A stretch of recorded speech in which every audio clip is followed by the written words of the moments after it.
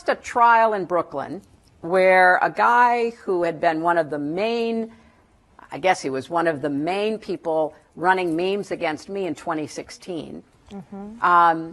He went from what you could consider free speech. I mean, both Nancy and I have pretty thick skins. People say all kinds of things about us. But he went from that to running a very deliberate effort to mislead people about where and how to vote. Yeah. So it went from speech to action meant to subvert the election because thousands of people who they targeted through their algorithms, I can text my vote for Hillary Clinton. So Hillary Clinton, I want to deconstruct that in some greater detail in a minute, but Hillary Clinton apparently took that very seriously. You were using, quote, algorithms to subvert the election with that meme. I don't even really know what she means by that. I don't know how, I guess you post something and it gets taken up into algorithms. I'm not exactly sure. I was surprised that she said that. Did you have personal algorithms that you used? No. Okay. No, it's just copy, paste, and click a button. Yeah. So like everyone else on social media, you see something funny, you post it. That's right. Okay. So describe the rest of your career on Twitter. So you're enthusiastic about Trump. I assume, are you being paid to post these things? No. Nobody's paying me. You're just a random guy who's amusing the hell out of yourself by pushing your candidate on social media. That's right. That's exactly right. So then what happens? How long were you on Twitter? Until 2018, mid-2018. Okay, but this criminal tweet is from 2016. Okay. November. So at any point did you think that you'd committed a crime or that others would think that you committed a crime? No. When did you discover that you were considered a felon by the U.S. government? Well, I had 8 to 10 law enforcement agents come and knock on my door at 7 a.m., 7 days after Joe Biden was inaugurated. Did you have any warning that this was coming? No warning. So what were you doing at 7 in the morning? I was sleeping. So you're asleep, you hear a knock, and then what happens? And then the FBI, are you Doug Mackey? Yes. What's going on? Like, I asked them, they said, we have a warrant for your arrest. I said, what for? For what? They didn't tell me until I got to the courthouse. Did they cuff you? Yes. The FBI threw handcuffs on you at your home at 7 in the morning and didn't tell you why? Yes. Did you have any idea why? No, I had no idea. What was going through your mind? I knew that politicians could be vindictive and the federal government sometimes could be influenced by those politicians, and I know that they can sort of get very creative with federal statutes. So if I was the enemy of their candidate, then I thought maybe they could cook something up. But this was an entire election cycle later. That was the weird part. But I knew that we had just had a transition of presidents. So 7 days after Biden gets inaugurated, you get arrested for a tweet 4 years earlier. Yeah. What was your reaction?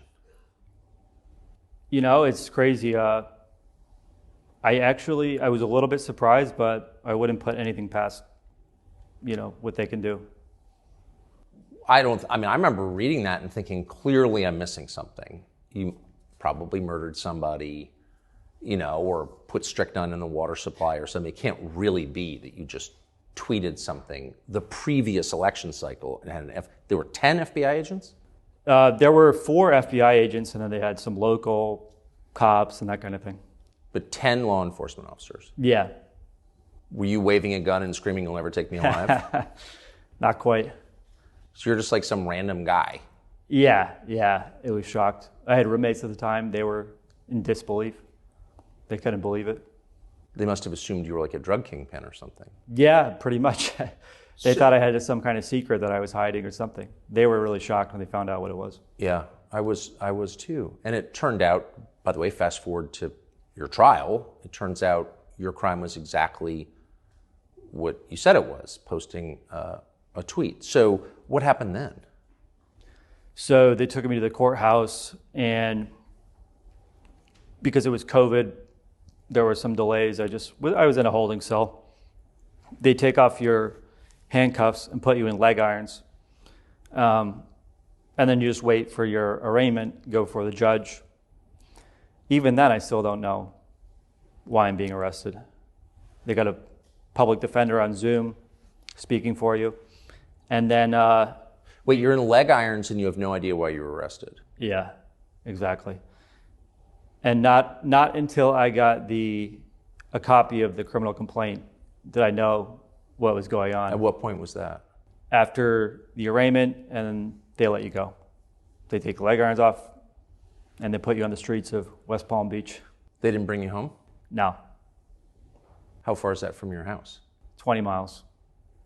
But the worst part is I was going to bring my phone, my wallet, so I could call a friend or take a taxi home. They said, oh, no, you don't need that. You don't need that. That's just going to delay things for you. You'll get out. It'll take longer for you to get out. So don't bring that. So my friends were waiting for me outside, and then they didn't know how long it was going to be, so they left. So I get out of there, and fortunately, there was a really nice taxi driver that, one of the guys I was in a holding cell with, he helped me make it over to the train station where I could grab a taxi. Your new prison friends were helping you? Exactly, yeah. Did you join a gang? No. I'm sorry to make light of it. I just don't know. I mean, in the old America, this would provoke an uprising. You can't do that. You're not allowed to arrest people for criticizing you. But the reaction to your arrest was very different. Describe it, if you would. Well, I mean, there was a lot of support, but, I was on Rachel Maddow that night. I mean, the left was really celebrating this. They were celebrating. They thought it was terrific. To arrest you for making fun of Hillary Clinton. Right. I mean, you're from this country. You grew up here. Did that surprise you? Yeah, I was pretty surprised. But I got to tell you, after the left has sort of done a 180 since 2016. So if they celebrated your imprisonment, why wouldn't they celebrate your execution? Some of them would. Clearly. I think so. What kind of support did you get? Well, I got to thank you for you showcased my arrest on your show. Might have been that night or the next night, and there was just... By the way, in the back of my mind, I thought we're probably going to find out that Doug Mackey works for Al-Qaeda. I mean, there's got to be more to this story.